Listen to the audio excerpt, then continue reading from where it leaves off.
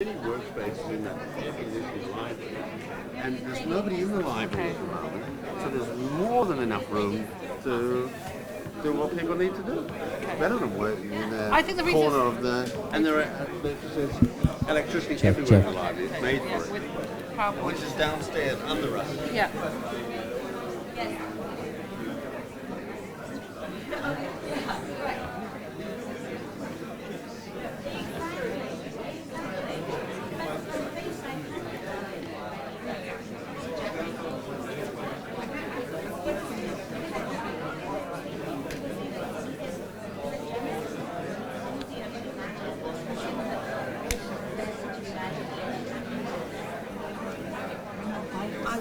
I haven't been of much help to you because I'm always dithering over things, and I write things out, and then they begin to look like that. You see what I mean? So yeah, no, that's okay. The thing is that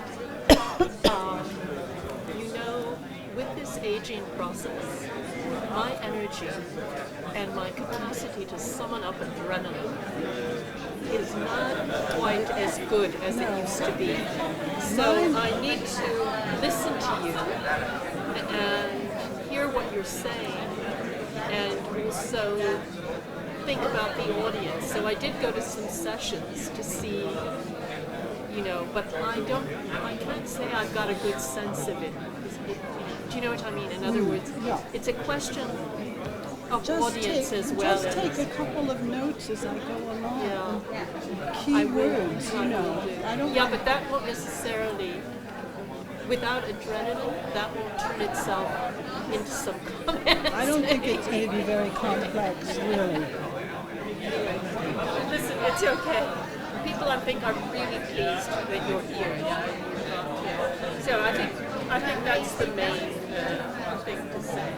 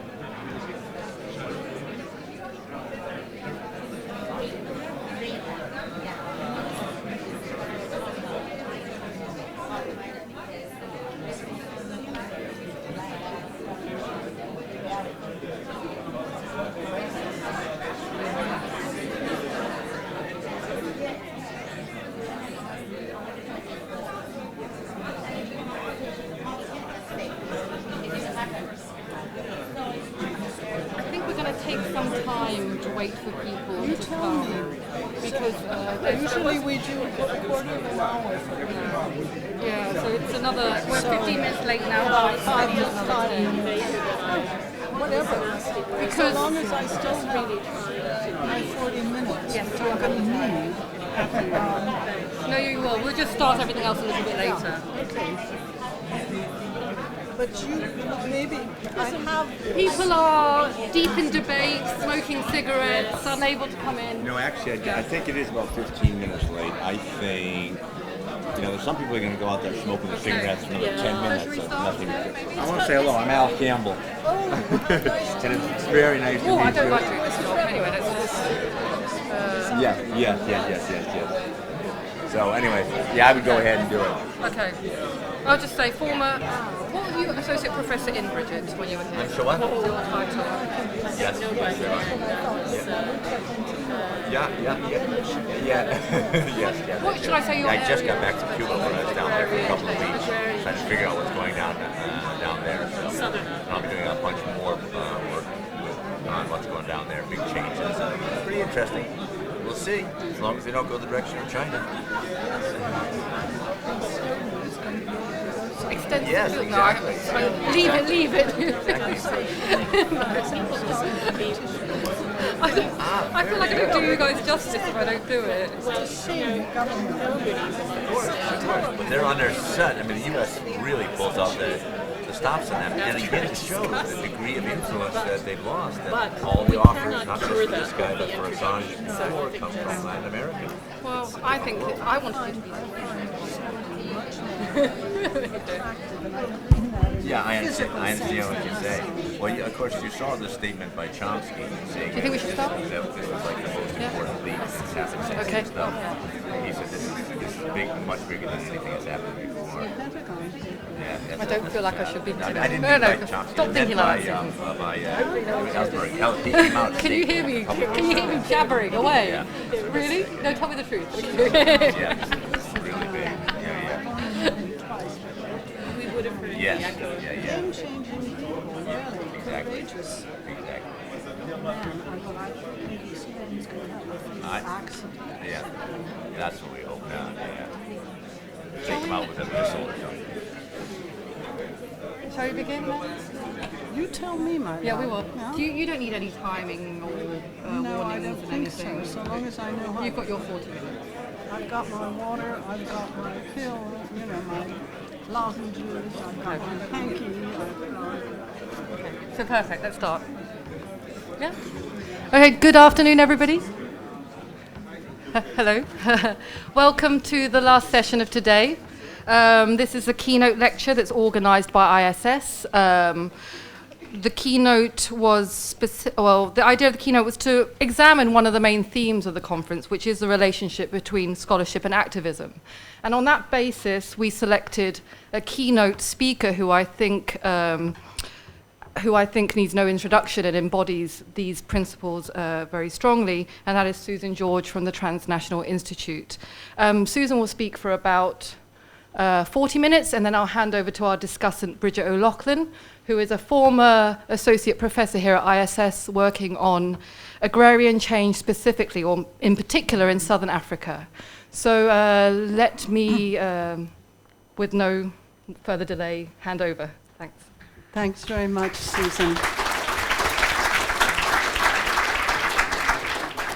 Well, let me say first what an honor it is to be here. I'm always a bit intimidated when I'm in front of a collection of such smart and accomplished people, because for a long time, I've never been an academic, but for a long time I really felt sort of inferior. I did my degrees at 10-year intervals, and it was sort of touch and go for a while. So I'm both intimidated but extremely honored to be here, and I want to thank the ISS in particular for thinking of me.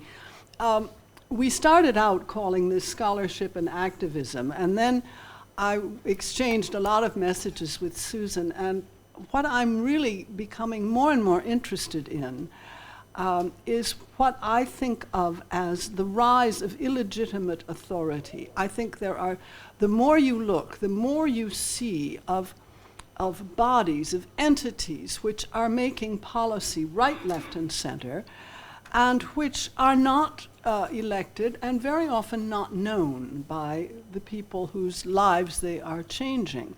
And so that is what I'm mostly going to talk about, but you will see that there are a good many hints for scholars and for what scholars can contribute, because since this is not a conspiratorial area, I don't believe really in conspiracies, but I certainly believe in interests. And as you will see, it's a rather secret domain. I mean, it's something you really have to dig for, and that scholars can be extraordinarily useful in helping with the digging, because there's far too much of this for any one person, I think, to cover adequately.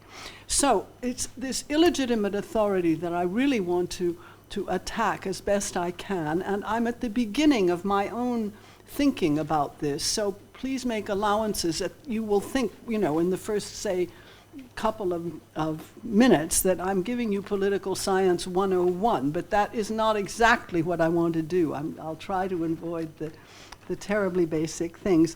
But to speak about illegitimacy, I think we first have to examine a little bit the notion of legitimacy.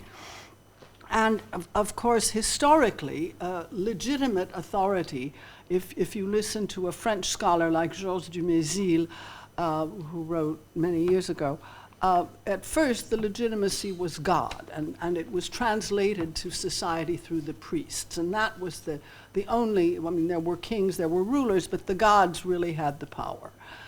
Then you came to the hierarchical period where the monarchy or the princely class, can be an oligarchy, but it's usually a monarchy, can take over. And in that sort of a society, everybody knows their place. From the beggar to the king, they all know where they belong. And however, since the Enlightenment, since the late 17th and 18th century, we've been in a completely new era, and I happen to think that the Enlightenment is one of the greatest accomplishments of human beings.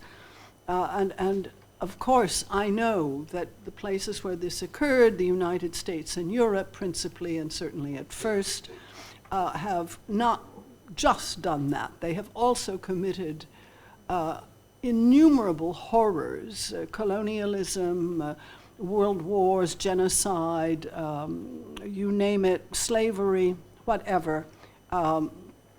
Yes, but at the same time, the Enlightenment was at the beginning a European and an American idea embodied in the revolutions of France and the US in particular, or what became the US, the American Revolution. And this new idea of democracy has been something which is a real conquest of emancipation. And of course, it's an unending battle. We never achieve it completely. Democracy is not something you have and then you just keep it. It's something you have to do continually. You have to keep it fresh and keep it alive. And there are many differences of degree. Can women vote? Can the poor vote, etc. And it will be interesting to see the evolution of places like China, because many people forget that China is about where South Korea was in terms of democracy 35, 40 years ago. Korea is acceptably today a democracy. And who knows what the Arab Spring is going to turn into. But this is, and what was Mohammed Morsi legitimately overthrown or illegitimately? I mean, there are big debates about all these sorts of things. But certainly what was present in Europe and the US from the beginning was the notion of human rights of all kinds, the Bill of Rights, the Déclaration des droits de l'homme et du citoyen in France. And the point is that I think with the human rights concept that somewhere the notion of popular sovereignty has got to be present. And the people must have the capacity not only to recognize legitimacy, but to refuse illegitimacy. And this means that government is ultimately based on the consent of the governed. But what is the condition for the consent of the governed? Here, I think we have to, I'm sorry, were you able to hear up to now? Is it okay? The governed may love or they may hate their government, but the point is that they can identify who is making the decisions. And if they can identify, that I think is a first big condition. We know, of course, that governments always govern on behalf of certain class interests, but the difference today, I think, is that today those classes are making policy more and more directly, with less and less, if I may say, and reverse the terms, less and less interference from the government. It would have been 40 years ago that class interests interfered with the government. Today, it's the opposite. Government tries sometimes to interfere with class interests, but this is not always possible, and direct policy in any number of areas, including taxes, environment, finance, defense, labor, sometimes foreign policy, is not being made by governments, or much less by governments. So the consequence is that this power is exercised by bodies that are largely unknown and unidentified by the people. And popular sovereignty can't be exercised. So there is no consent of the government, of the governed. And of course the governing bodies, the real ones, the illegitimate ones, don't want to be identified. They have innocuous names. They tend to meet in fairly secluded, well-protected places. And they are unknown. And the people ought, if there is going to be an existing, thriving, healthy democracy, the people have to be able to identify who's in charge. If they can't identify, they cannot denounce, which is the second stage, denounce illegitimate authority. They can't protest because they don't know where to direct their protests, and certainly they can't overthrow. Now, so I think those are the stages for scholars to follow: identify, denounce, protest, perhaps not overthrow, but there were quite a few Egyptian and Tunisian academics and other Arab academics in the streets as well. I tend to call the people in charge the Davos class. Actually, in the real governing, what I'm calling the governing bodies, the illegitimate governing bodies, not everybody is a member of the Davos class, but the people who hire them are. And the Davos class, I believe, is a real social class in the real sociological sense. They have not just common interests, but they have common attributes. They wear the same clothes, basically, eat the same food, go to the same resorts, have the same sorts of schools for their children, et cetera, et cetera. You can analyze the Davos class like that, and they're interchangeable. And they will be replaced when one corporate president dies or retires. He'll be replaced by someone who will be very, very much like him. So my point, or one of my points, is that democracy has not kept up with globalization or with the trends of the past 20 or 30 years. There are huge power centers beyond borders, and democracy tends to stop at the frontiers. We have no system of international democracy. And don't cite Europe, because if you cite Europe, I will probably spend the rest of our time together denouncing Europe's lack of democracy, which has been shown in ever so many ways. But even the United Nations, which for many people for a long time was kind of a refuge for human rights and human values, is being little by little taken over by corporate interests. There is an entity called the Global Compact, which is not monitored by anyone. All you have to do is sign on for 5 principles of labor rights, 5 of human rights, and 5 for the environment, and you're in. And no one will ever check your behavior. And at the Rio conference, for example, between the Global Compact, the International Chamber of Commerce, and the World Business Council for Sustainable Development, WBCSD, very difficult to remember, the business interests were really running the show, to the point that the International Chamber of Commerce permanent representative to the UN, it's already surprising that the International Chamber of Commerce has a permanent representative, but right after Rio, Mrs. Cantro said to her audience of distinguished business people, business is taking the lead in the environment. She simply came out and explained how they had a huge business day in Rio and how the governments came to listen to them. It was basically their show, and she was very proud of this, of course. But what's happening is that more and more both national and supranational areas are being taken over by the corporations who are better and better organized. It's not just that they're big.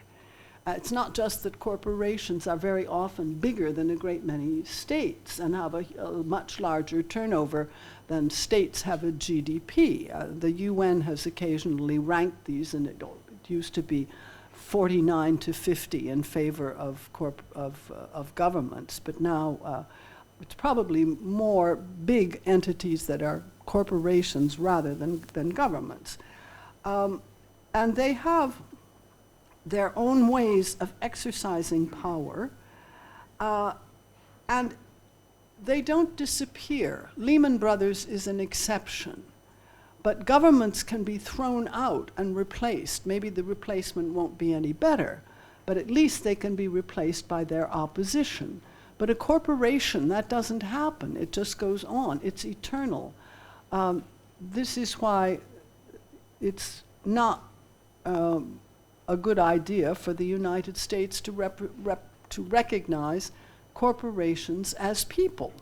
Corporations have human rights in the United States. They have a right to opinion and a freedom of opinion, and that is why those who graded the corporate financial products, the toxic products, and the ratings agencies, which are private corporations, rated them AAA, and they were sold all over the world. This is why those ratings agencies have never been sanctioned. They are people. They have been challenged in the courts, for example, by the California Public Employees Pension Fund, which lost $1 billion in investments because of these ratings, AAAs.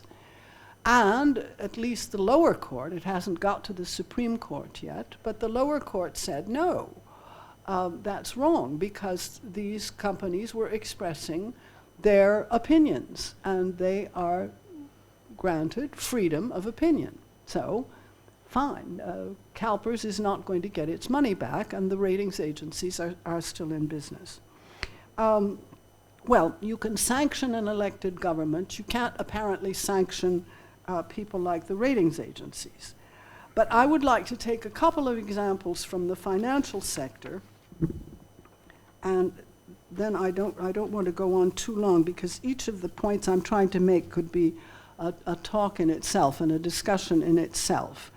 But I would like to point out that capitalism as a system began with people who were entrepreneurs or bankers, but they were risking their own money or that of their friends. They were not able to just go along merrily and escape any responsibility. This is what they can do today. They can escape responsibility.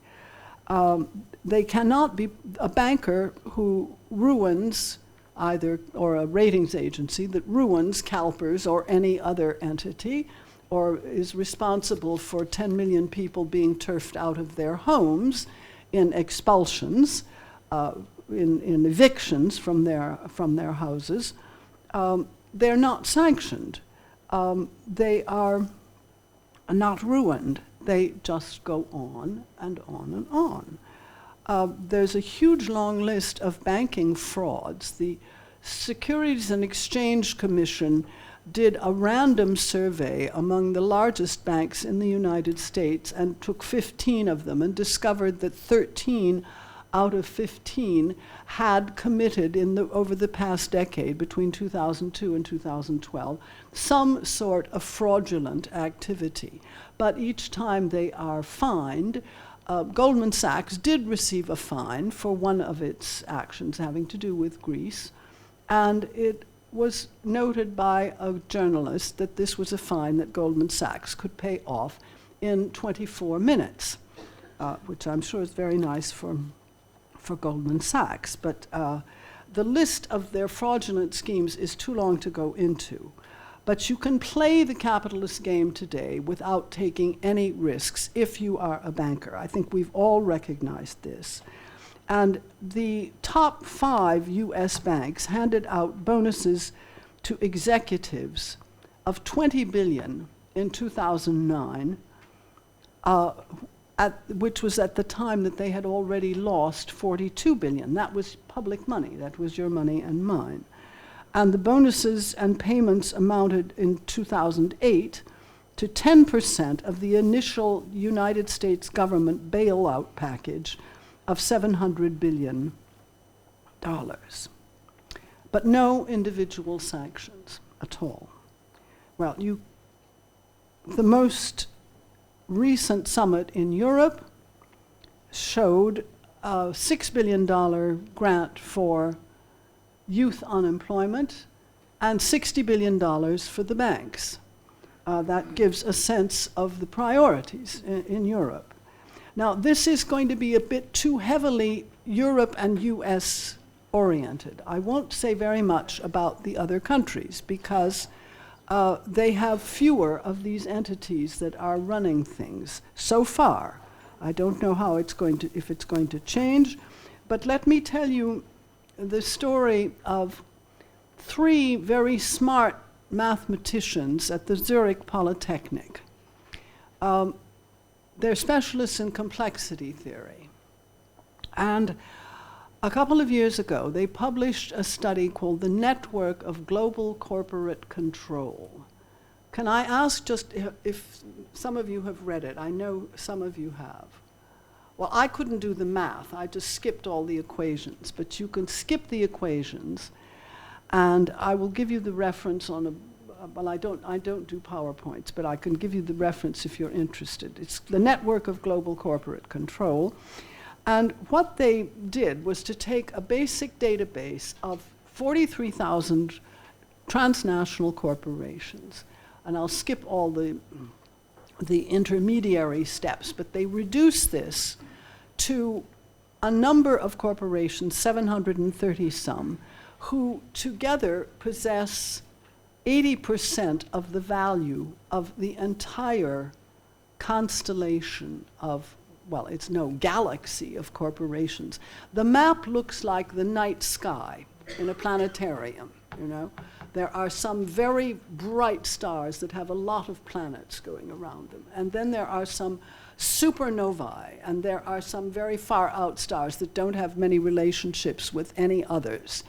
And what these people did was to show who had an interest in who was interconnected with whom, upstream or downstream, and what the tie and how they were tied together. And they reduced this gradually, and then finally in the annex, don't miss the annex if you read this, they get to 50 companies, which they say are the most interconnected in the world. And these 50 companies form what they call the knife edge model. Because the knife edge, which is not a very convenient place to sit, is the place where if things are going well in the economy, it looks great, it looks robust, it looks strong. But if things happen to one of those entities, something bad happens, Lehman Brothers happens to one of those entities, the dominoes are all lined up to go and crash.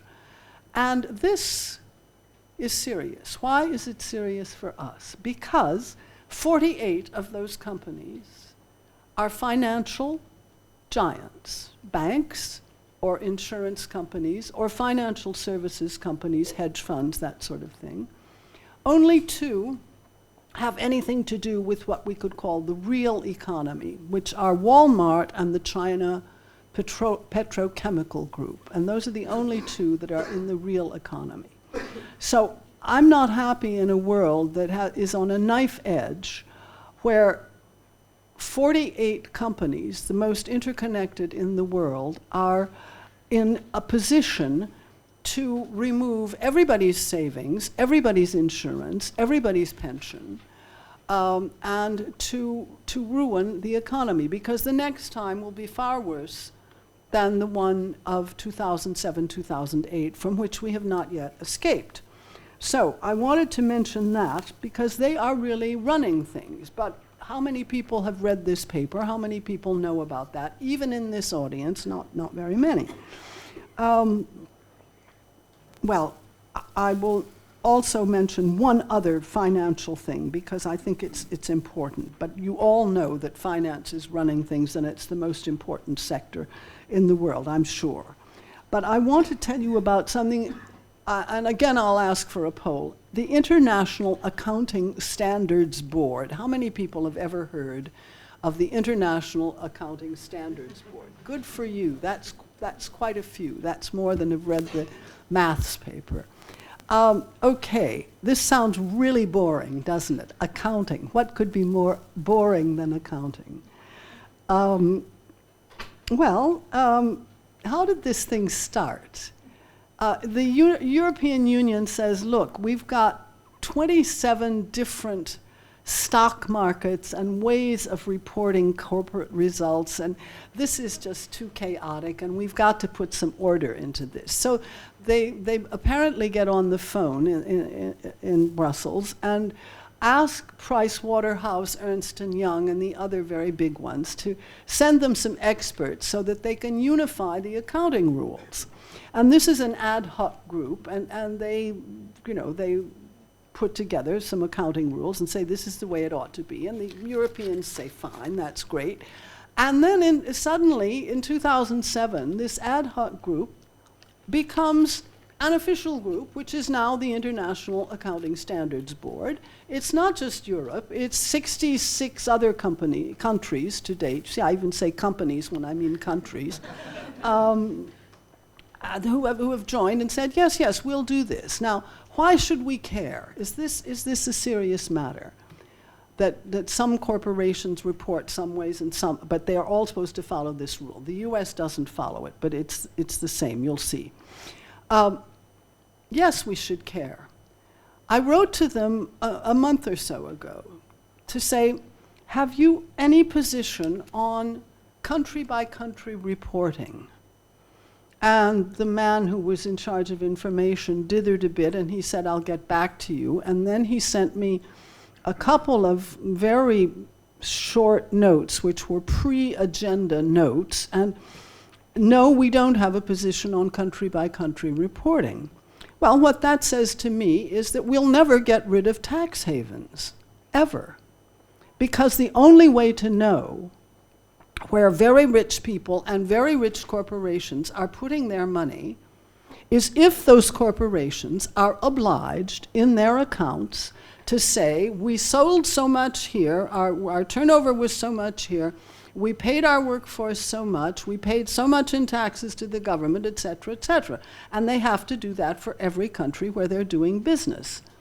And they're not going to do it. And this is the last thing they want, because of course, if you discovered that they had a huge turnover in the Cayman Islands where they were paying 30% of their taxes, you might get suspicious if you were the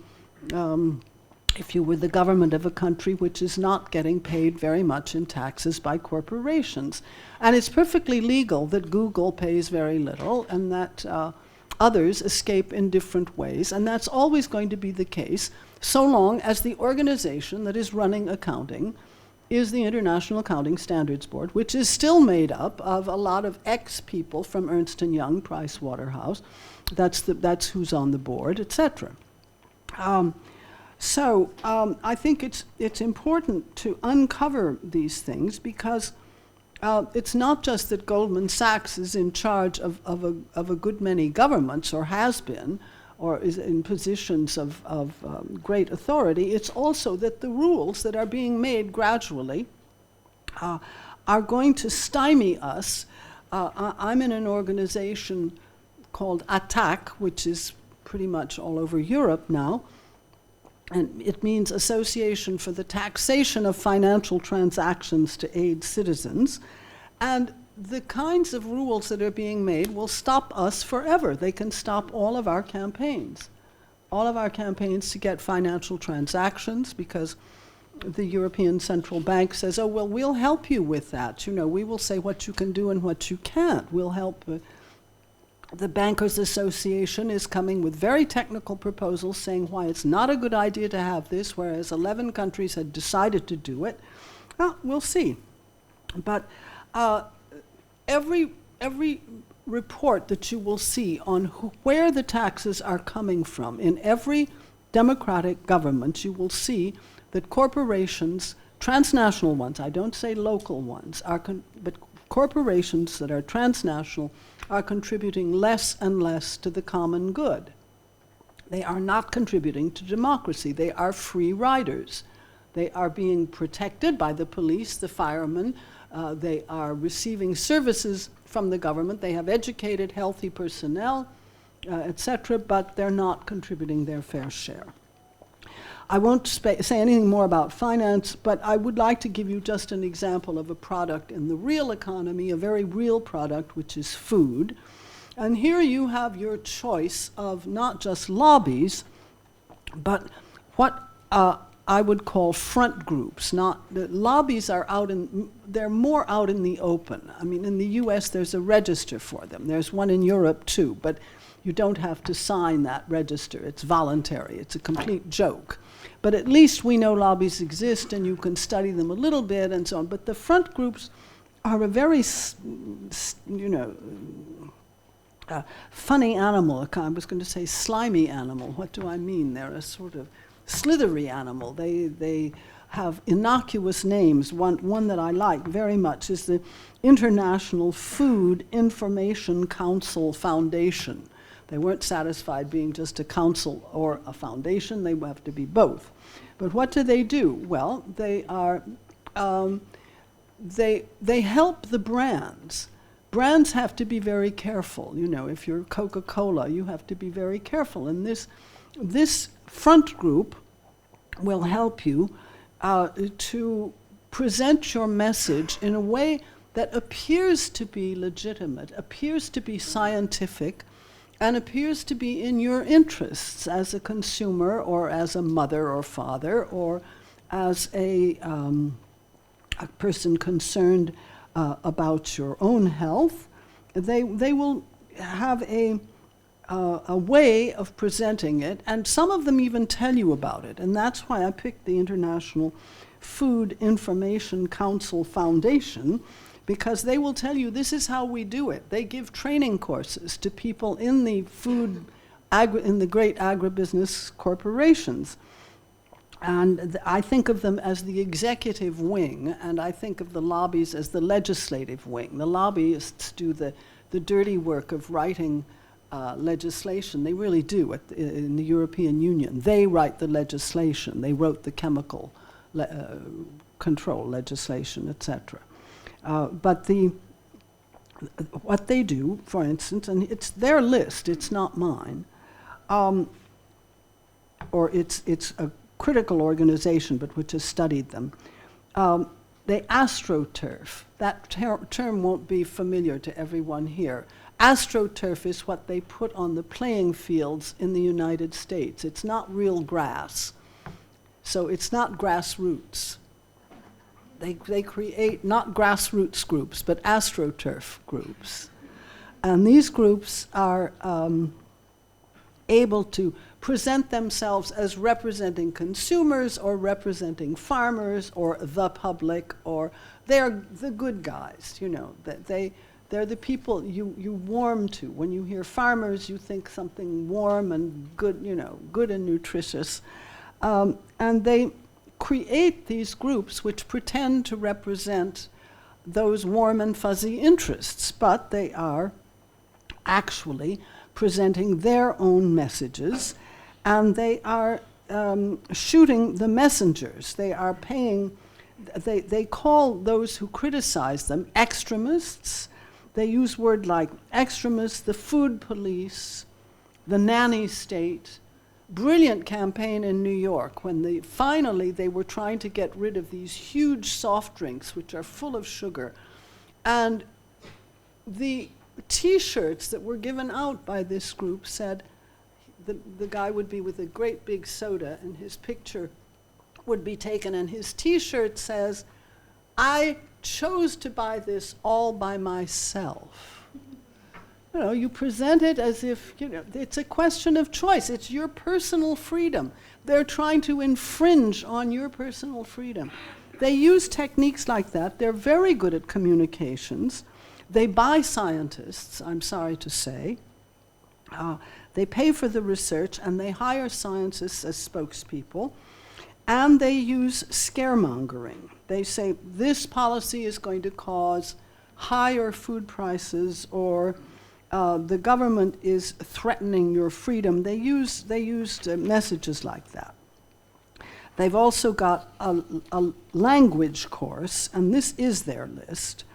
Drop the words GMO, don't use genetically modified organism, don't use DNA, don't use pesticides, don't use the word organisms, etc. What you should use is words like affordable for farmers, consumer benefits, safety, sustainability, feeding the world. That's very big. Every time they create a new horrible food, it's to feed the world. You've noticed that probably.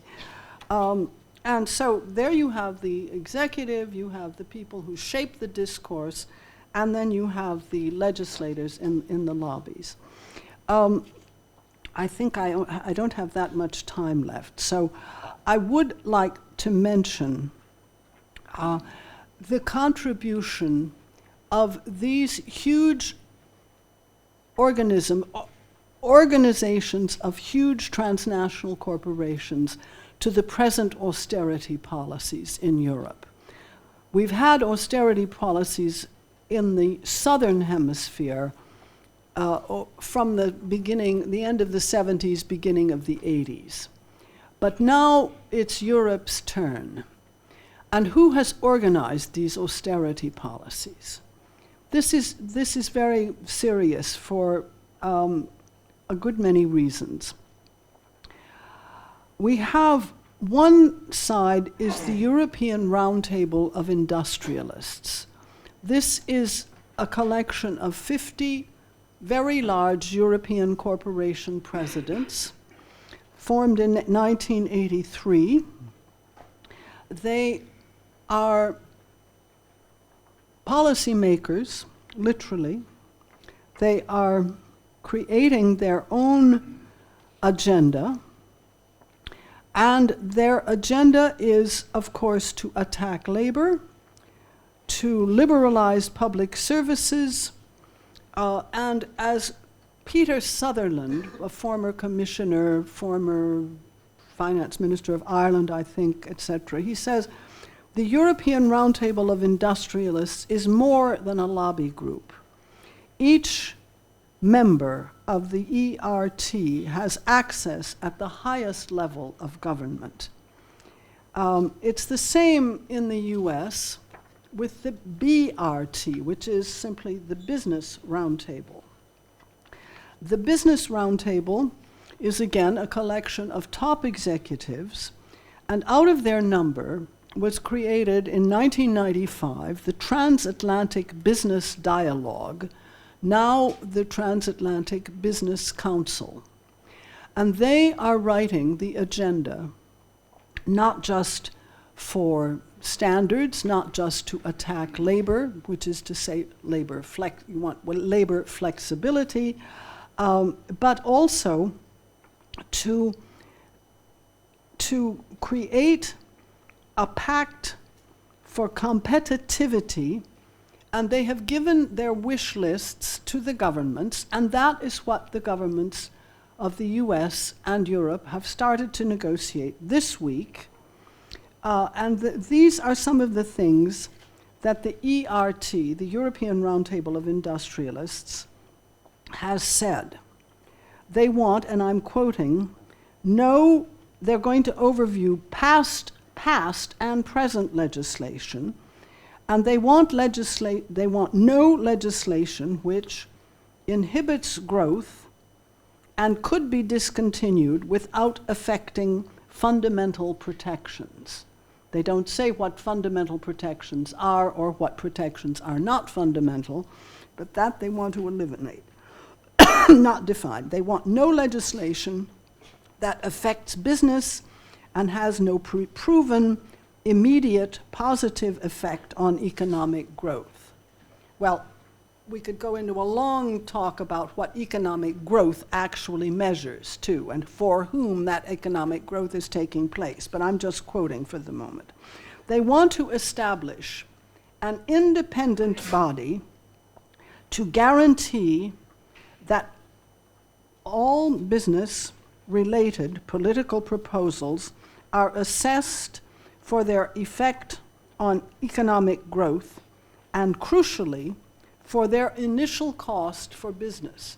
In other words, they want not only to change past legislation, but to control present legislation and to set up an independent body, independent, I assume, that means of governments and of anybody in the public interest, in order to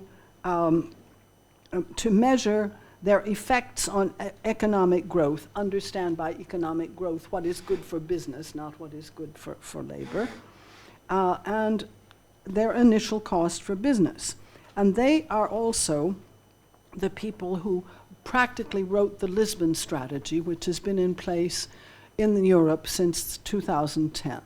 Well, what's going to happen with this new free trade agreement?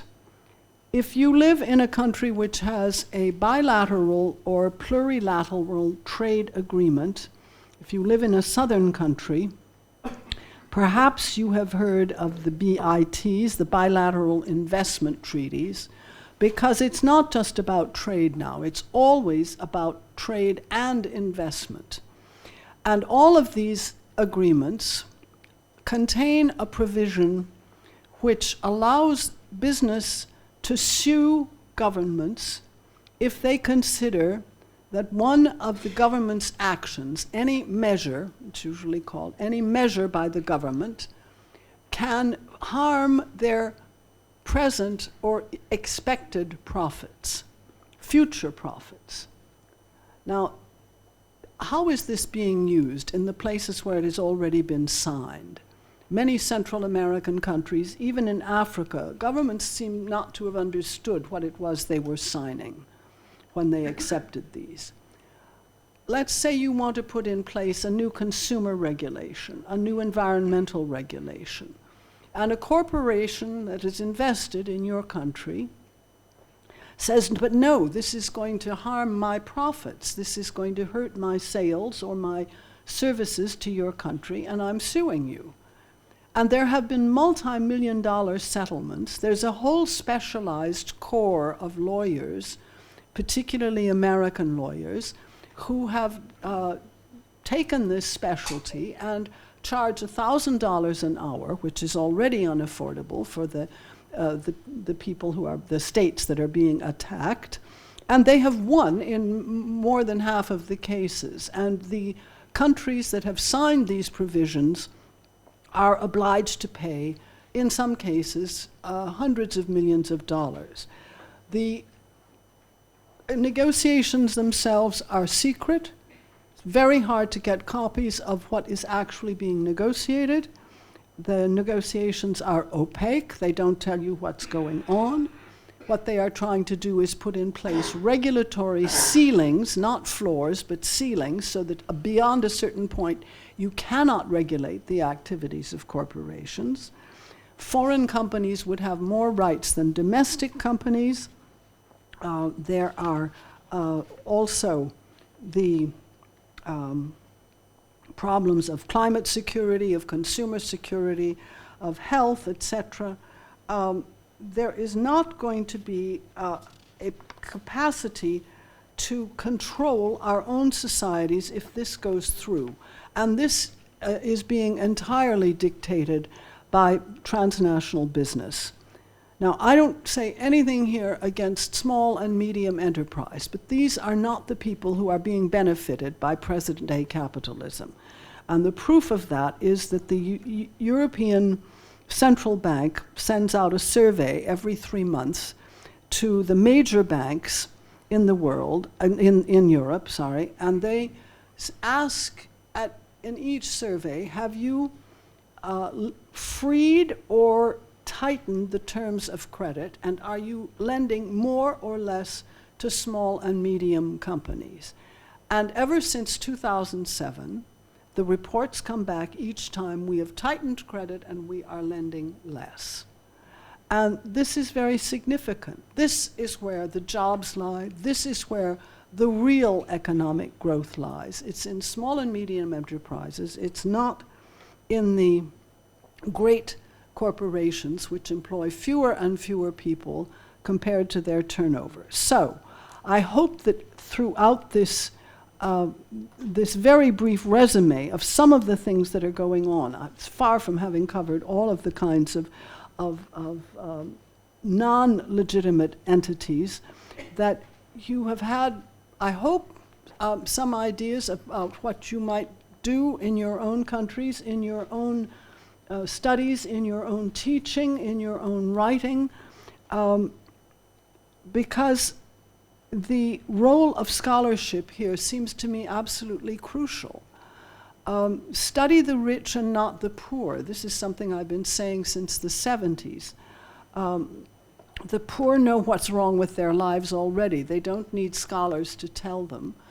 And the best thing you can do is to help them understand why things are run the way they are and what they might possibly do about it. But there are some activists, there's one of them in this room, Trevor Evans, who has done a fantastic job of placing economists at the service of popular movements. And I saw the badge for another one called Henri Sterniak, who I guess is coming, and who is someone who is very active in the French Économistes Atterrés, which means the appalled economists. And they are trying to get to the heart of the so-called evidence that, and chop down the totally illegitimate foundations for austerity programs. They are showing that not only do these programs not work, but that they are based on totally faulty evidence, and that they're only in place because this is an excuse to follow the agenda of business. The Troika, that's what the Troika does in Europe. So I think scholars have to try to help uncover, they have to inform, they have to pass on the knowledge, obviously. It's very hard to do politics today. When I started out, it was US get out of Vietnam, and people agreed or they didn't agree, but they knew what you were talking about. That's not the case now. It takes, you know, I'm 1 minute beyond my time, but I'm going to take one more to say that it's not evident anymore. It's not like stop apartheid. It really is complex. You know, if you're not going to, if you don't know what the illegitimacy element is in the direction that your government is taking or that some particular branch of government is taking, then there's very little that can be done. And you have to write about this without using jargon. And I think that you have to take a position. Now, I have never been an academic. I don't have the constraints of the academy. I know sometimes it's very hard to take a position, particularly for the younger people who are risking their tenure, they're risking their careers, and I'm not asking anybody to make that sort of a sacrifice, because I've never had to do that myself, and I've had a very privileged life. But I am saying that certainly within the boundaries of scholarship, there is a great deal that you can do. And one of those things is also to popularize, to not just want to please other academics. Someone told me recently, a professor told me recently, that the average published paper is read by 11 people including the peer reviewers. Now this is but I know that publish or perish still rules the roost, and this is a very discouraging thing to hear, you know, but how many people are going to read what you write? I mean, there are publications out there that you can write for, and which would be very glad to have your contributions, but it's a different mindset from writing a publishable paper in a reputable journal, right? So I'm going to stop there. I want to thank you for your attention. I'm sure you're going to have a very interesting conference. The ISS is a place where a great many fascinating things happen and a lot of fascinating people come. At TNI, we have a fellow who teaches here. We have actually an ex-fellow, Kees Beekhaart, who's here, and June Boris, who teaches here. And these people, I think, are doing absolutely essential work. So I know ISS is a good place to discuss these issues, to thrash them out among yourselves, and perhaps to get together, see what you can do with other people from other countries that are here. Thanks ever so much for your very kind attention, and we'll all have a drink together soon, but we're going to have questions first. And a discussant, Bridget, is going to say what she thinks now. Thank you.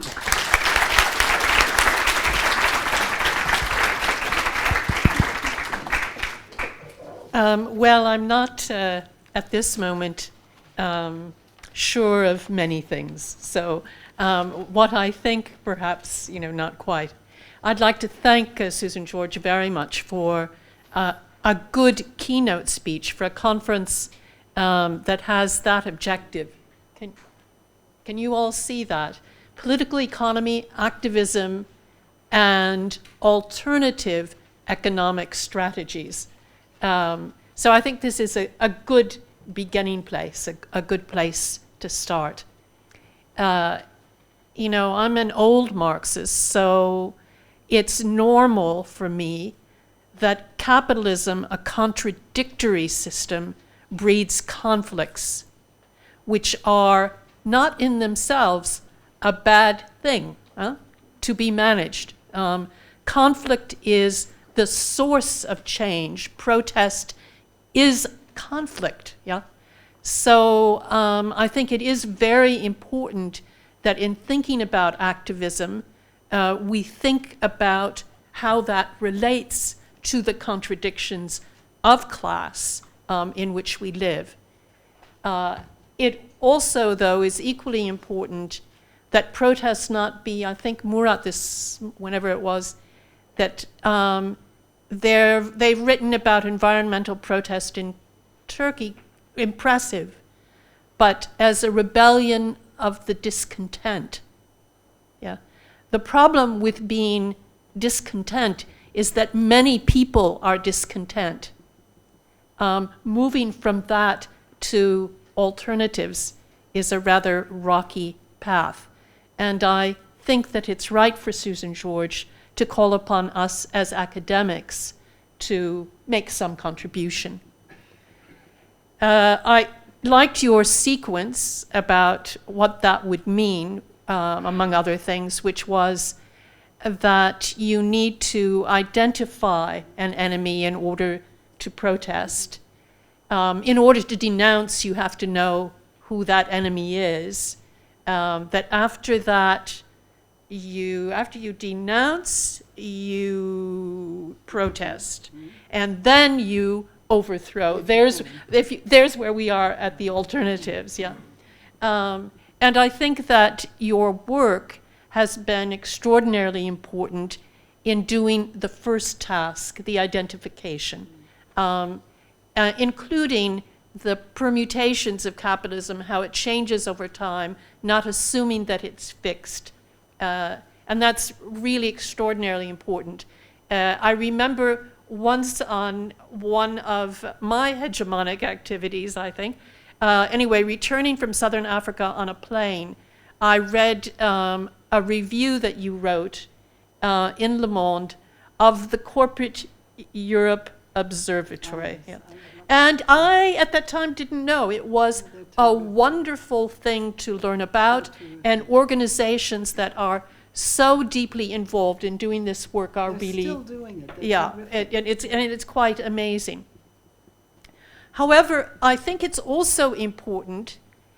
I don't agree with you that it's enough to study the rich, or to study up. I mean, I'm so old that my generation of anthropologists produced a whole bunch of study up things. Sometimes they were, you know, they failed because they loved it there, yeah? Which of course is the problem with the Davos class as well, I suppose, yeah?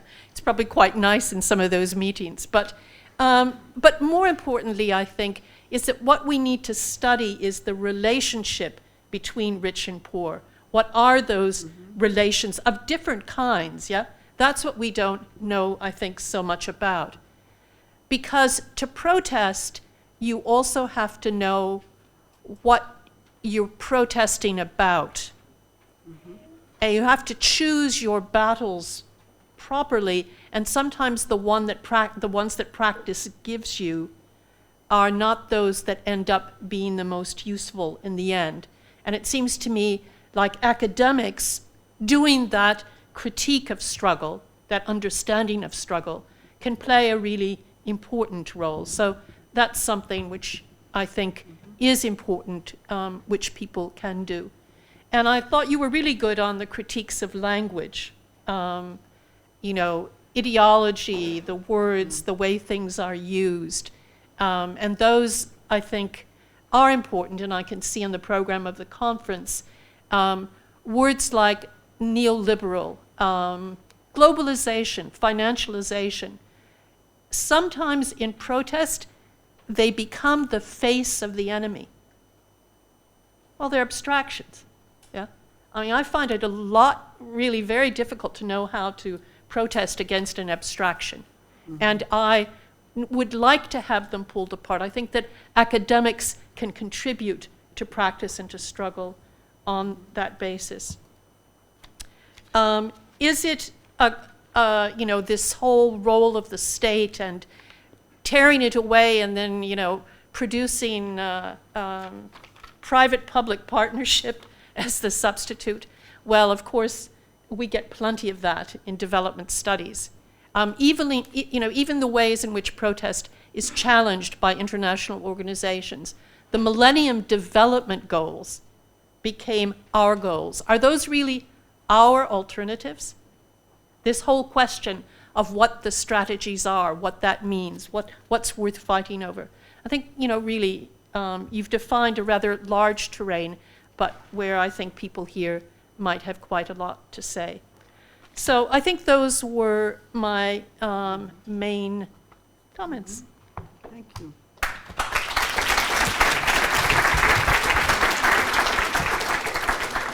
Thank you very much to both Susan, George and Bridget for that. Before, in the interest of time, I think I'd like to open up to the floor before I give the floor back to Susan, George to respond.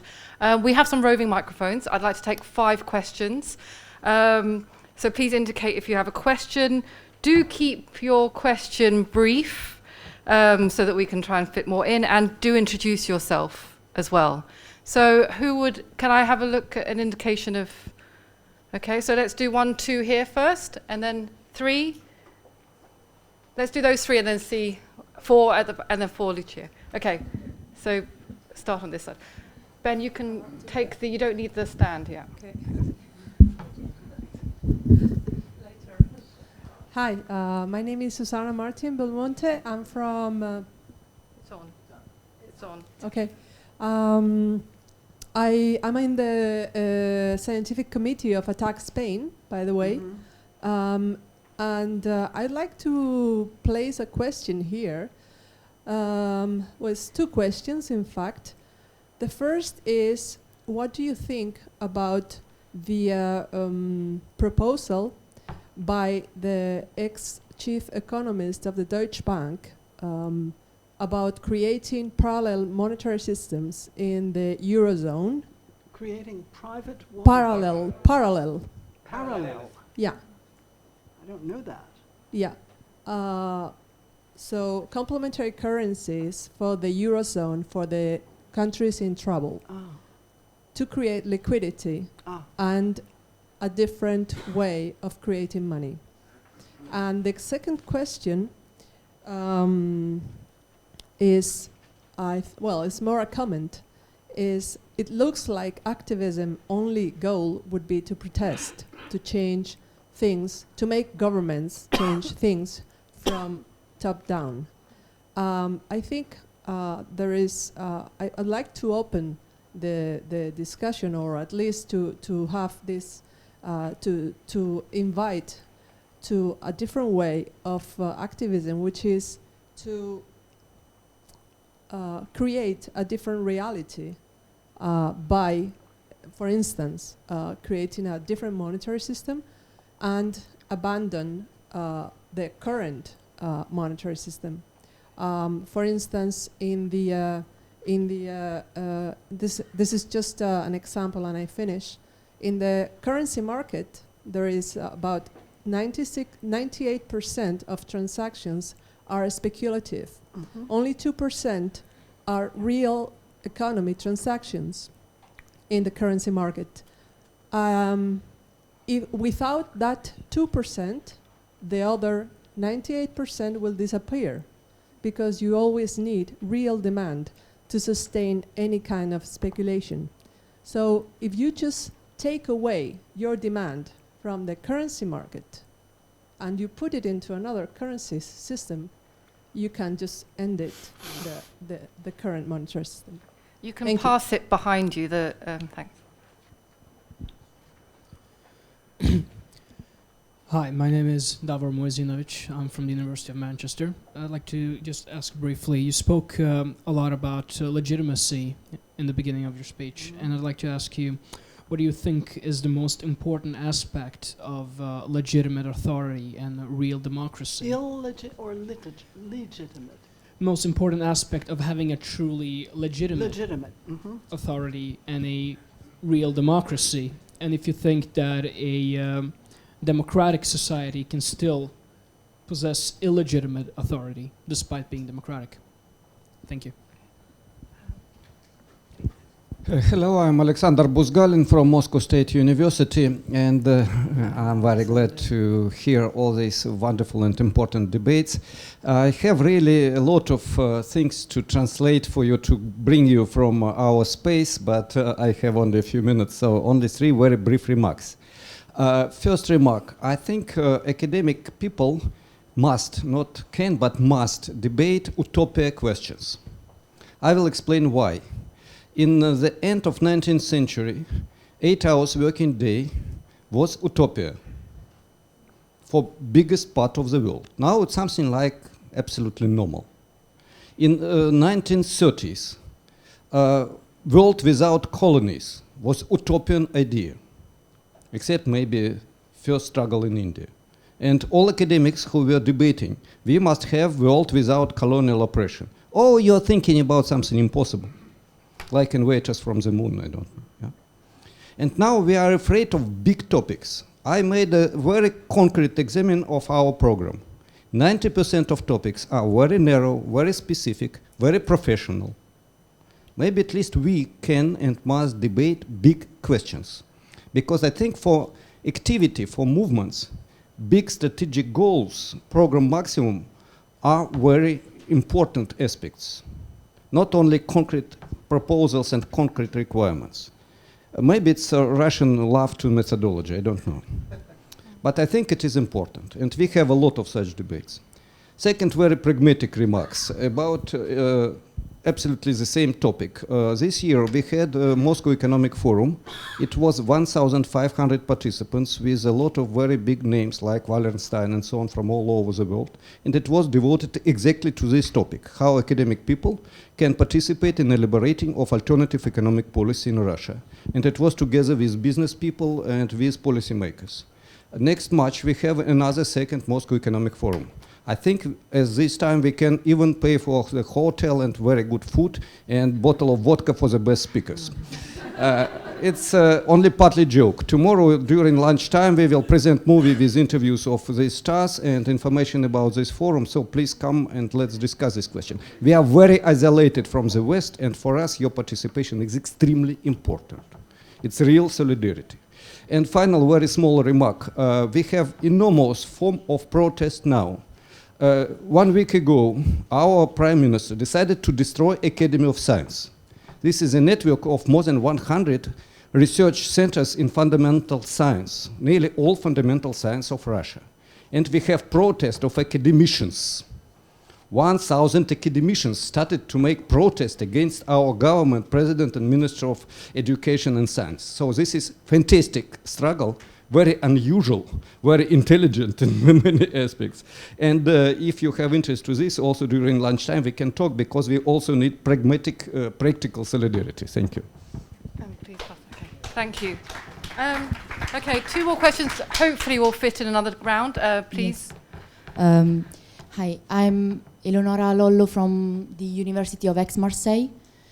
I think that the issue of popularization is the most important, critical at the moment, because we were discussing about the fact that we really need to escape from isolation.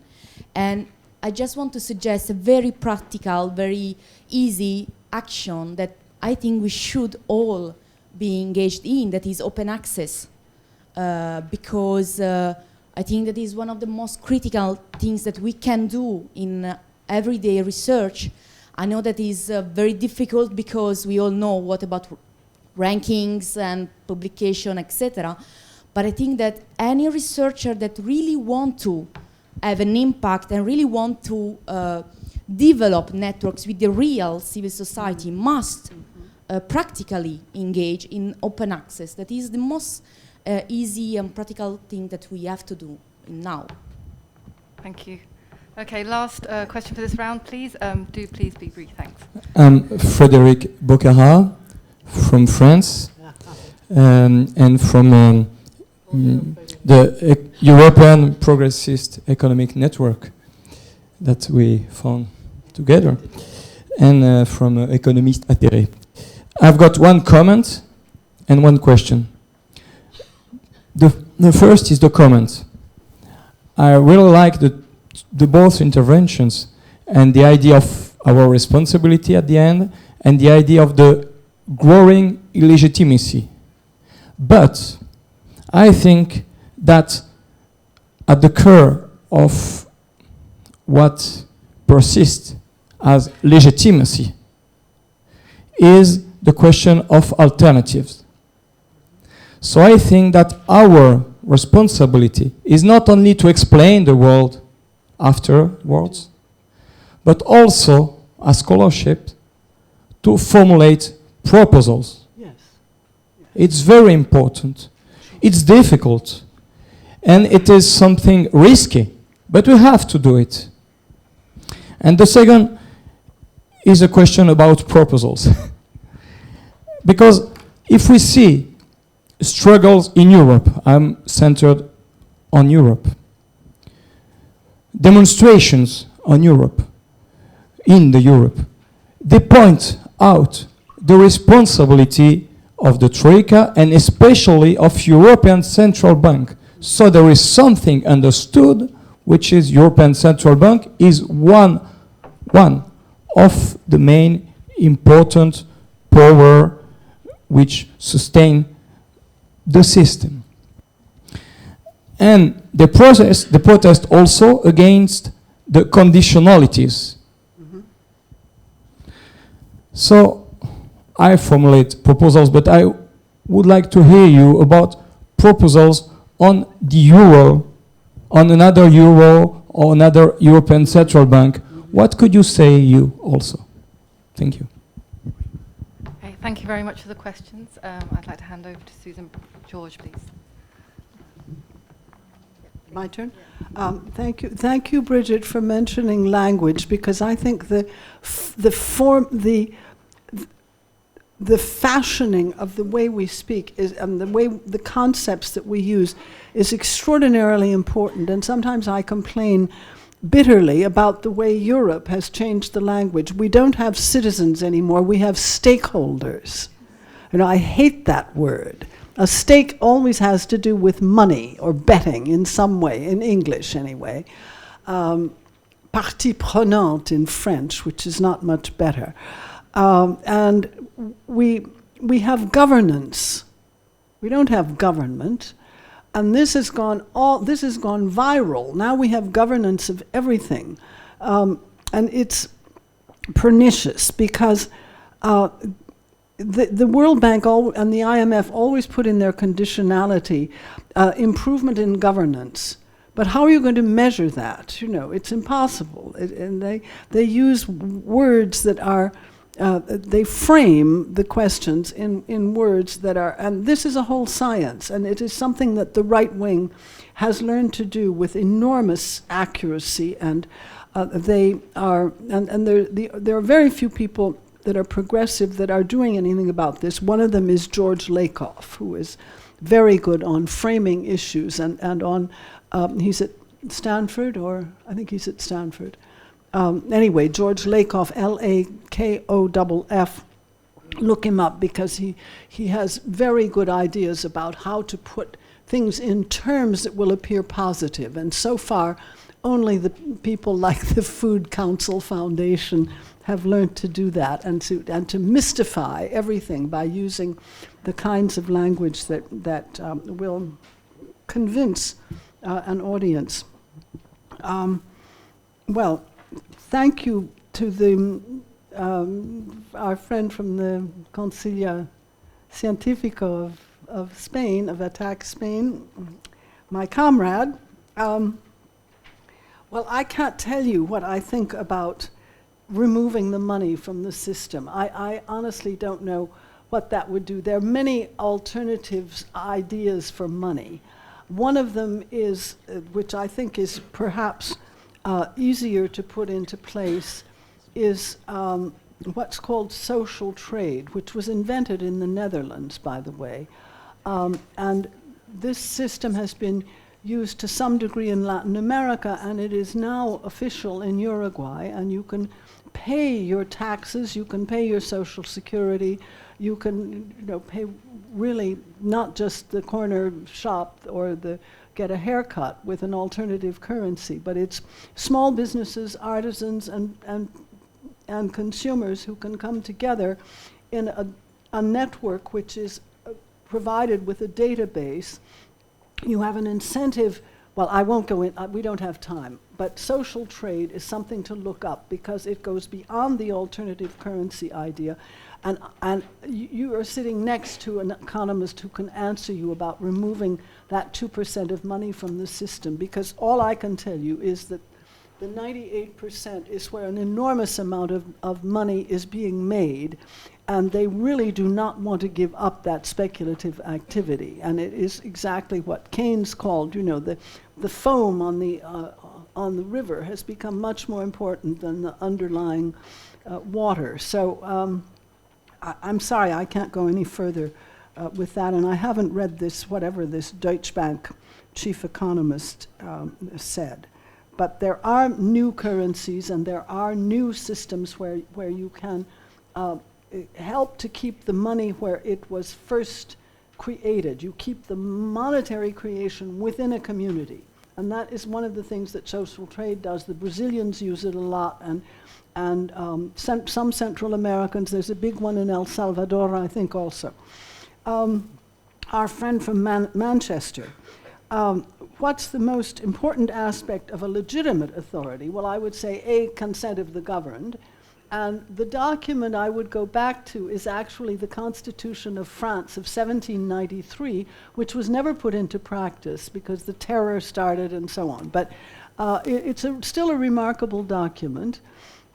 And it pretty much covers the territory. Also, I think the more you can do to encourage and increase the part of the economy which is already cooperative. There's a much bigger part than we think generally, which is already mutualist or based on cooperatives of one kind or another.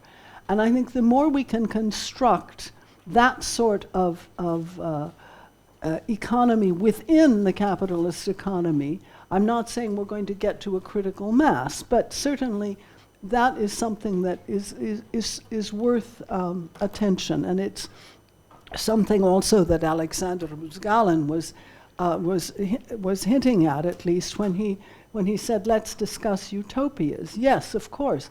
Nothing says we have to organize society the way it's organized today, and I think that the notion of human emancipation is not, that's not finished. That's an ongoing process, and it's certainly not finished. So, but there's so many important aspects for legitimate authority that I can't go further than that.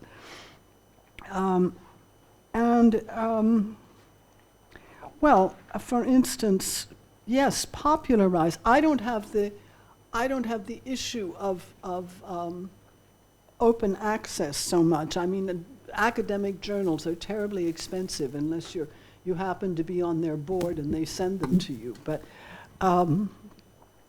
I certainly know that at TNI, at the Transnational Institute, everything is open access.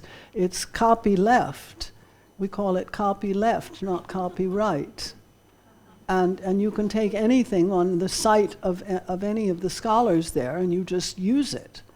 You try to cite the source, you know. I mean, there are limits, but in any language and so on. So people write to me and say, "Can we use your article?" Da da da. I said, "Yes, you know, it's unless there's an exceptional case, but certainly that's an important point." And Frédéric, bonjour. I'm sorry, I probably didn't use the word proposal specifically, but when I wrote, published in 2010, Leur crise, nos solutions, which is their crises, our solutions, in English called Whose Crisis, Whose Future, and I hate that title, so let's say no more about that. But the longest chapter was Nos solutions, so I certainly agree with making proposals and fighting for them. And that is that's what the économistes atterrés are doing, I mentioned specifically, because I so much admire their work and your work. And yes, we have to make reasonable proposals and support them. You know, we, not just the people here, but we is a very large group. The 1% is small, and it really isn't even 1%. It's more 1% of 1%. So we have the knowledge, we have the proposals, we have the techniques, we have the ways to put these things in practice, and it's obvious that it's the political will, but I think also the ideological obfuscation, the way the ideological smoke screens that surround everything that help the illegitimate authority to prosper. And so, of course, we must make proposals, but the hardest thing for young people, for students in particular, to understand, I think, is it's not because you're right, and it's not because this is the obvious solution, and this would bring the greater good to the greater number, that you're going to win. It doesn't work that way, and it's very hard for students to, often I find, to accept this. Make proposals, yes, but have no illusions about how long it will take to get anything across. I have perhaps contributed to one or two things in 40 years politically. One was getting rid of the MAI. One was getting rid of the Multilateral Agreement on Investment. That I know. I had something to do with that. And the other was very, very small, and it was getting rid of the industry cooperative program inside the FAO, which they decided they didn't need. And of course, the food industry didn't need it either that much, and so they disbanded it. But, you know, I mean, how much success can you have as an academic, even if you're trying to do it every day? You know, or as a scholar, you know, even an activist scholar. It's very hard. So, have we time for any more? Is that okay if we have another round? Oh, of course. Okay. I'll stay here as long as the people are willing to stay. Okay. So another round, this time of 4 questions, possibly. Let me start on this side, and then I'll move to the back, to here, and then to here. Okay. Okay. I'm Ruben Savai from Brazil, Mm-hmm. Catholic University of São Paulo. Just a short question. How China and the agreements they are doing with big companies inside China are in this scenario? Is what this scenario is? Scenario you Yes, show yes. us. The scenario of big companies ruling the world. And how does China participate in that? Yeah. Can you raise your hand, the person that had the question from the back then? There you are.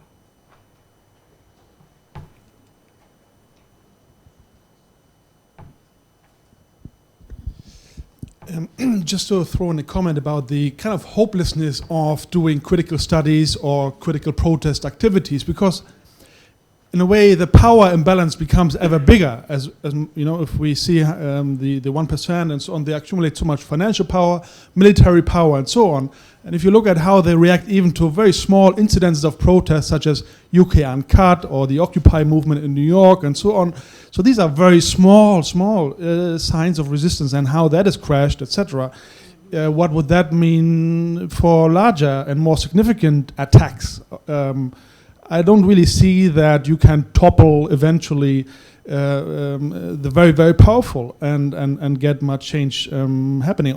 So we can expose the criminality of the regime, the illegitimacy of the regime, how everything gets more unequal and so on. So you can document that, but what you do next, and how it's just more like you live in a mafia type state, etc., but it's a rule of the street. I mean, that they just will keep throwing some parties and throw away some goodies to us, and then keep going with the system more or less, especially given the power imbalance. Gilad, can you stick your hand up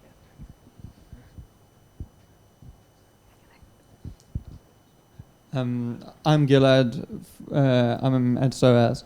I do want to make a brief comment, and it's not a profound comment, but I think it's really important to be made here. I'm a big believer in the role of academics in popularizing and all of that, which has been mentioned here. But one thing which hasn't been mentioned, which some people here have done a lot more work on, is the abysmal state of the economics profession. And actually the need to be active therein. There was a recent conference and I think it's the students who actually need to be leading this with the support of academics. There was a recent conference started by LSE students on looking at broadening the economic landscape. And there were two flaws with it. The first was that it was still limited. It didn't involve any Marxists or anyone on the further left. And the second is that it should have been SOAS students doing it. It should have been people at the heart of the heterodox community who are leading a charge to try and pry open what is an incredibly narrow and damaging discipline. And I just wanted to make that point to add to our conversation. Just would you just pass to this? Yeah, here we go. Thank you. Bill Benet from Rochester, New York. And I certainly agree with your assessment of the importance of the Enlightenment. But in terms of conferring illegitimate authority, I wonder if you've looked at any of the scholarship, controversial but nevertheless persuasive, that many of the ideas of the Enlightenment arose not from the thought of the Western and European ideas, but out of the Iroquois Confederacy. I wonder if you speak to that. Well, I'll answer that in about 3 words. I've never read it and I've never heard of it. So clearly, I mean, nobody's perfect, and last of all me. But you must tell me about it over a drink or something. Sorry, can we take a couple more? Sure. I thought since people were so brief then, we could probably fit in 2 more. So yeah, Asimina, and another perhaps, anywhere? Okay. Oh, in the front here. Hello, my name is Asimina Christoforou. I come from Greece. I'm currently unemployed, no affiliation, but I have a PhD in economics. I'm affiliated with IIPPE. Okay, so My question is probably following up from what the colleague said earlier from SOAS, I think. I didn't catch your name.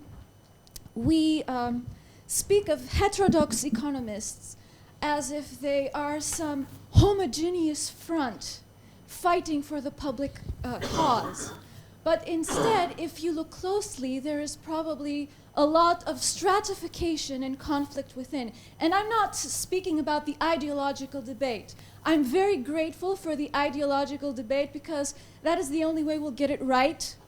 I'm speaking also of the cliques with particularized ambition, either in academia or party politics, that I don't think serve the public cause as much as they would like to think. So maybe a word on how we can overcome the stratification even within scholarship. Thank you. Pumzile? Hi, my name is Pumzile Ncube and I'm from... I'm sorry, I don't... Oh, sorry. Thank you. Sure. Pumzile Ncube and I'm from Zimbabwe and I'm affiliated to IIPPE. From where? I didn't understand. Zimbabwe. Zimbabwe. Yes. I found it interesting that when you mentioned multilateral agreements that have clauses that allow companies to sue governments, I was wondering if you have any concrete 1 or 2 examples of governments that have been sued and what companies were involved in this litigation. Thank you.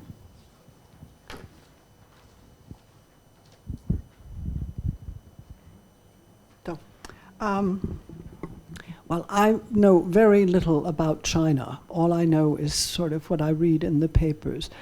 If you look at the Financial Times list of the 500 largest companies, there's always Chinese at the top, and they are huge.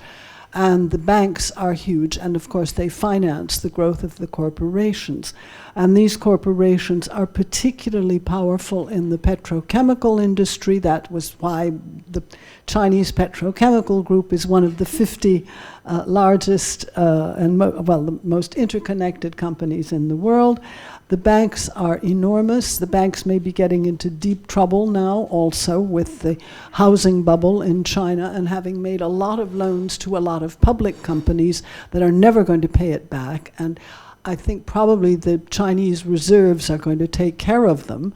But now they seem to have to turn much more to internal demand and not allow, such huge, they've got to create more of a real economy which is not based on real estate and on public companies. But I really can't tell you about their illegitimate aspects, because it seems to me that everything in China is legitimized by the party. Everything that exists of that size is legitimated by the party itself. So they certainly would not define any of those corporations as illegitimate. We might outside, but certainly I don't think the Chinese would themselves. Our very pessimistic friend at the back, who spoke about any even small protests being put down. I don't happen to believe that the Occupy movement was put down by anybody powerful. I am very sorry to say I think they were put down by themselves. And there is a limit to the virtues of participatory democracy. And if you can never make a decision, all it does is paralyze. And the fact that the Occupy movement, at least in New York and the cases I know about, never even said, we are going to do this or that as a goal, not even to say we are going to prevent expulsions, we're going to prevent evictions. All they did was name a committee to see if they should make political proposals, and if they should, but they never actually supported any given goal that they wanted power to take on. So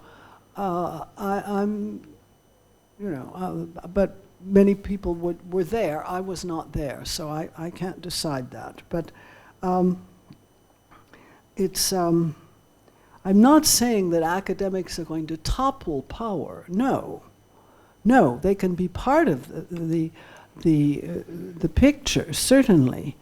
But unless, in my view, certain new aspects of power are not unmasked, if the lies are not exposed, if the ways they manipulate you are not exposed, then there really isn't any hope at all. So I'm simply saying what I would hope that scholars could help to do, because then their ideas have to be taken on by social movements, and they should be part of social movements. But if there are no troops, it doesn't matter how many officers you have, that's for sure.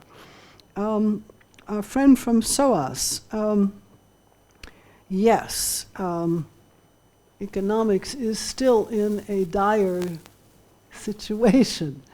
But there is progress there. You know, there are happy things going on. In Europe, there's now a federation of the different progressive economists from different places. That just took place last fall.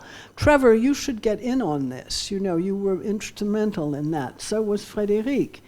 You should, because there really is now a concerted effort to make proposals together in different European countries anyway. I don't know about the US.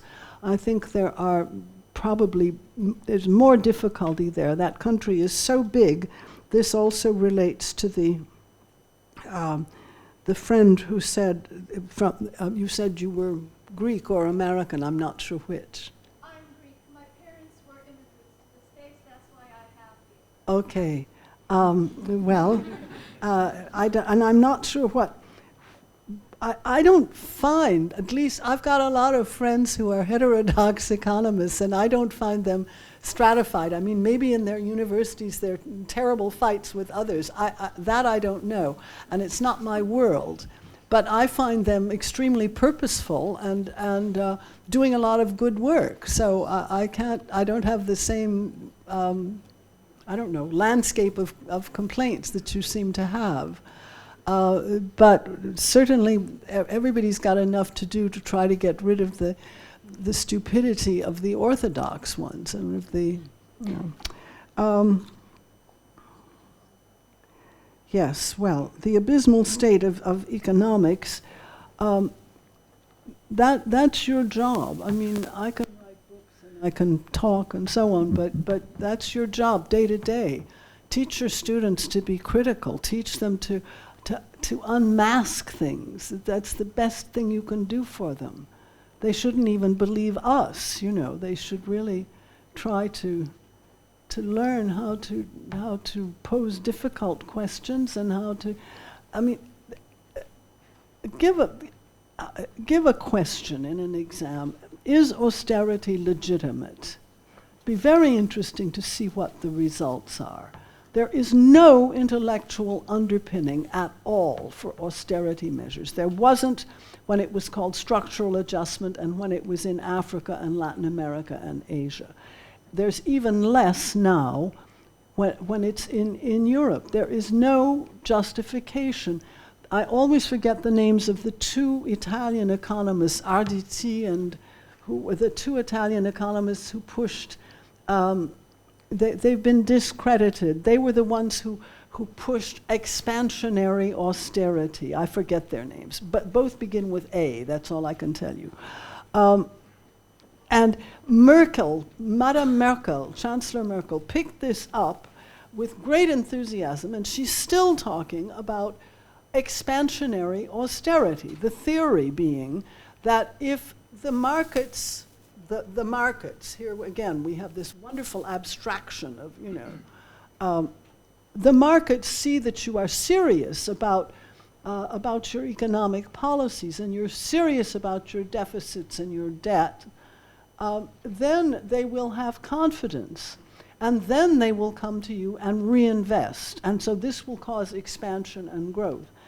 I mean, this has been disproven, and their data was wrong, and they just got it wrong. And everything they predicted has not come true.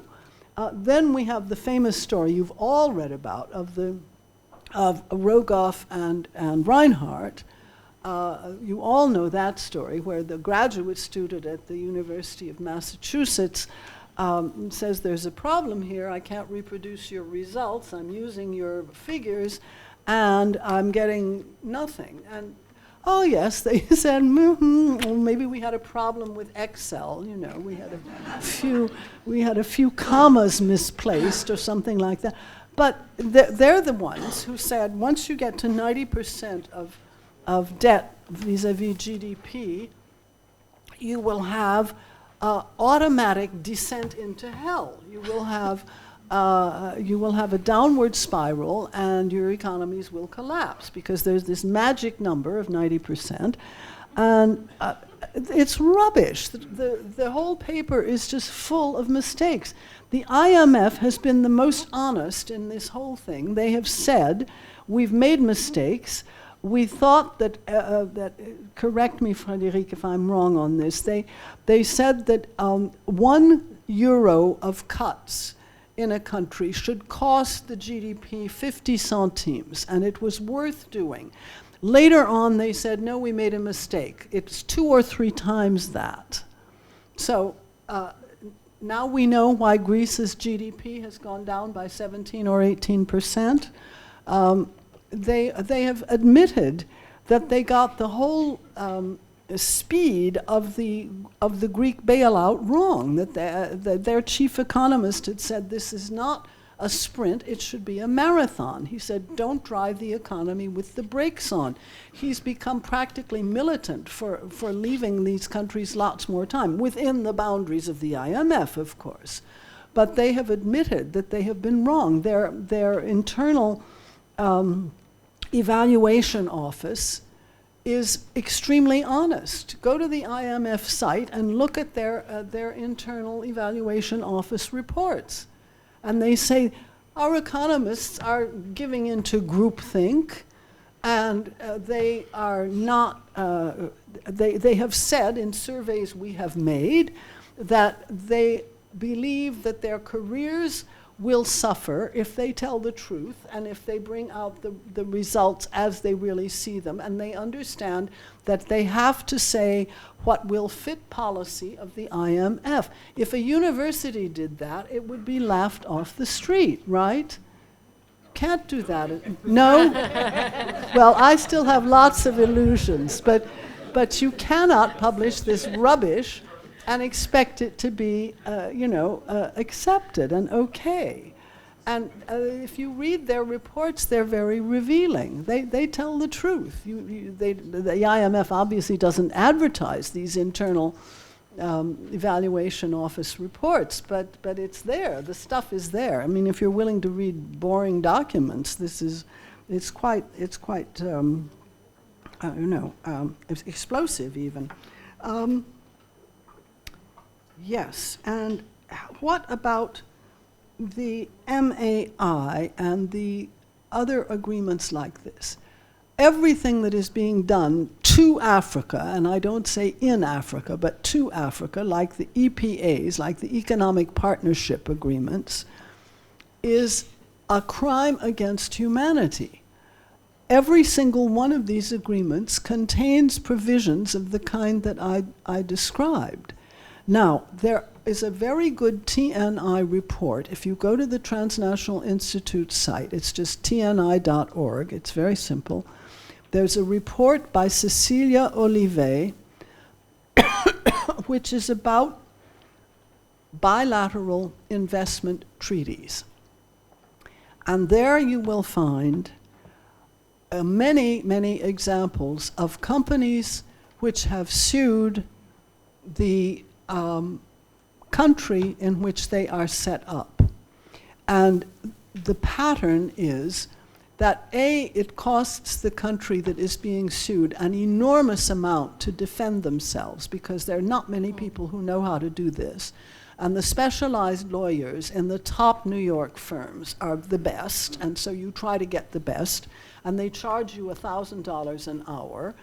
And the courts that arbitrate this, and thank you for your question, because this is a point I should have made, even the courts are being taken over, because it's not the courts as our justice systems conceive them, but it is putting ad hoc courts above the local judicial or even the judicial system of the country that is suing, the company that is suing. So it's not American law or French law against Salvadorian law or Zimbabwean law. It is literally having an ad hoc judicial system which is going to decide these multi-million-dollar awards.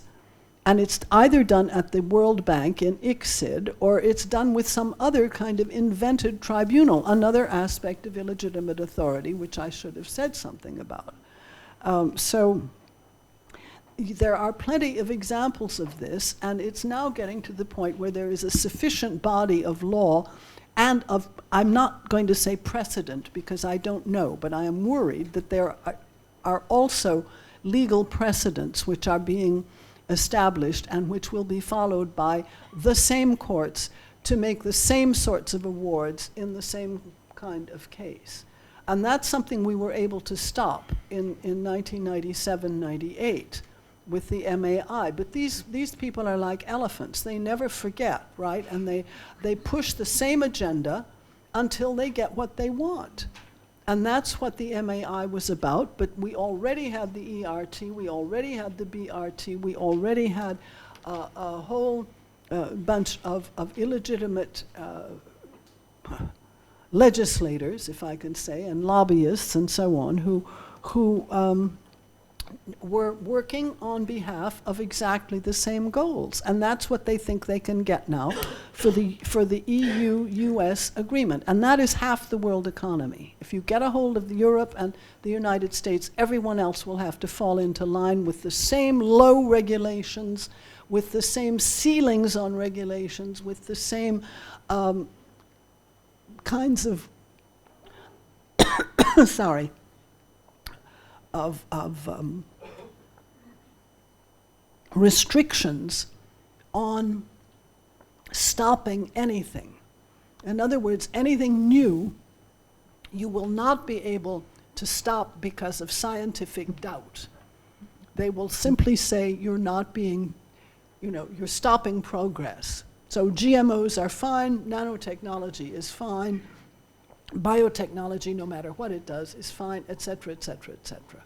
And no regulations on these things because you do not believe that it is sufficiently proven or that it will certainly harm consumers or animals or, that. So it's very important, and it's happening in Africa. So look at the TNI site, and this is on BITs, it's the bilateral investment treaties. I think my voice is giving out, so maybe we should stop. Natural close. Okay, thank you very much. And before I invite you all to thank our speakers again, I just have two very brief announcements to make. The first is there are a couple of small program changes, but instead of going through them, I just want to ask you all to look at the screen in the atrium. There's an electronic screen which detail the program changes. Please just keep an eye on those. The second announcement is that we have a library here downstairs, one floor below us. And you are very welcome to use that for workspace in between sessions. There are power sockets and you can access the internet there. In a moment, you're all invited to go upstairs for our drinks reception in the atrium where we had lunch. So the last thing I have to do is thank again Susan George and Bridget O'Loughlin for their contribution. Thank you very much.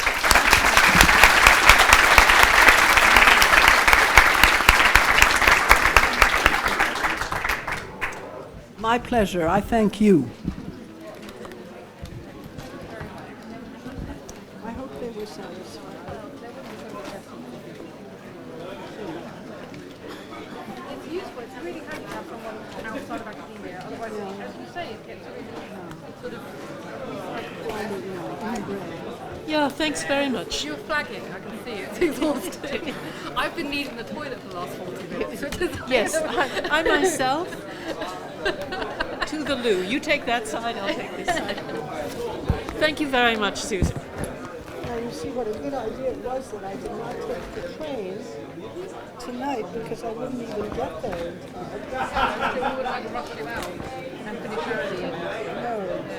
Are you going to Amsterdam or are you...